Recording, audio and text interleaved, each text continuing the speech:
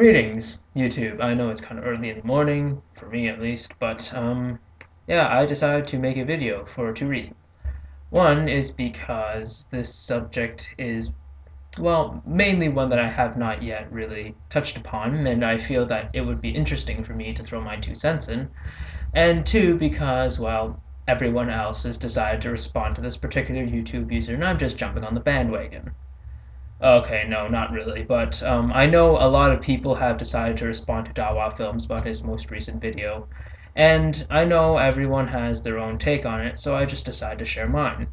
Firstly, Dawah, you seem to confuse the term atheists and rationalists as if they were both the same thing, and they're not. Many atheists are in fact rationalists, but the fact that some atheists do not really have to say that we don't believe in God because there's no evidence is a testament to the fact that atheists are not all rationalists. For example, babies are all atheists, and they just are atheists because they don't know or are not yet exposed to the concept of a God. But I do have to agree with you on one thing, that if sufficient direct evidence that contradicts the laws of physics as we know it, or just the laws of science in general, then yes, that would definitely, for me, prove the existence of some supernatural entity, unless science can otherwise explain it. And no, I'm not using naturalism of the gaps here, because it's perfectly honest and reasonable to assume that science can provide an answer eventually, considering its good track record. But I, unlike you, Dawah, and the rest of your theistic friends, do not decide to jump the gun when it comes to making very bold statements like the fact that there must be a God who watches over us and intervenes in the natural world.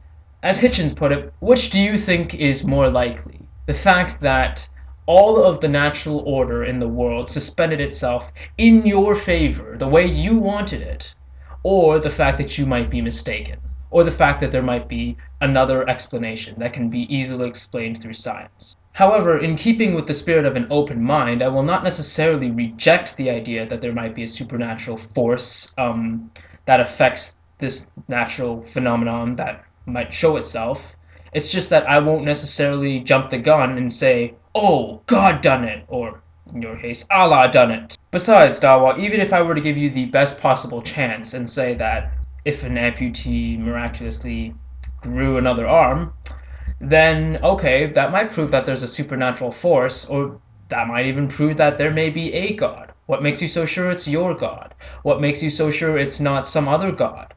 So, see, I can give you the best possible chance, and the only thing you would come close to is proving deism, not theism, and certainly not your particular brand of theism. But you see, Dawah, this is why I'm an atheist, and this is why many people are atheists. It's because you will never be able to procure such evidence.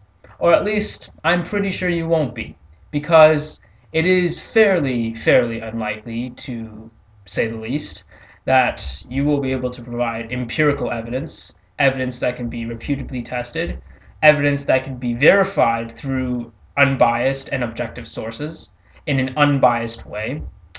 So yes, maybe you might be able to prove the existence of a God someday, but you still have all the work cut out for you if you want to prove the existence of your God. But that minor gripe that you have for me is nothing compared to your major problem with the fact that we atheists require evidence for the existence of your God. And the reason you provide is because we are apparently naturally hardwired to believe in the supernatural. And you do, in fact, cite a source for this.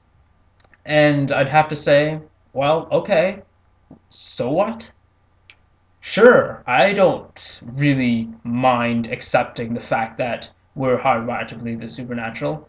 It makes sense from an evolutionary standpoint, and it makes sense from the point of view that religion is mankind's very first and crude attempt at trying to figure things out about the world.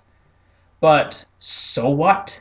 It doesn't make your claim any more or less true that there has to be a God, or especially the fact that it doesn't make your claim any more or less true that it is your God that exists and not any other. You see, human beings are very much pattern-seeking creatures in the sense that we like to impose pattern in the natural world, even though no such pattern can be verifiably proven to exist. And the problem is that these patterns that we arbitrarily and subjectively impose in our minds on the rest of the world has no basis in evidence whatsoever to prove that this pattern was necessarily the product of some supernatural deity. Yeah, this goes to the whole idea of the watchmaker argument and the whole intelligent design theory, well, hypothesis really. And see, many things in the natural world appear designed, even though we now understand that there is a current naturalistic explanation that could reasonably explain these patterns that we see.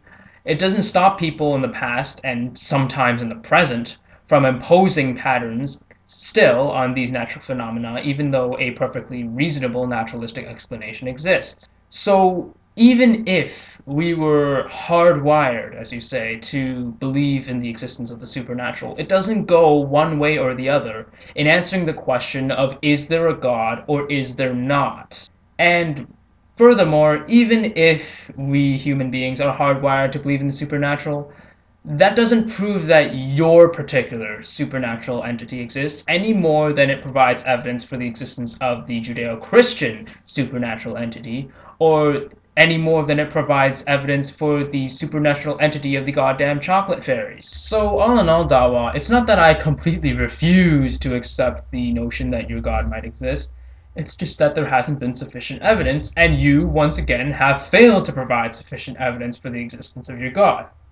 Furthermore, your justification for not providing sufficient evidence for the existence of your God is fairly lackluster and, in fact, just another shoddy attempt from you to be dodging the burden of proof. So, that's it for now, guys. Thanks for watching, and may the truth always be heard. Peace out.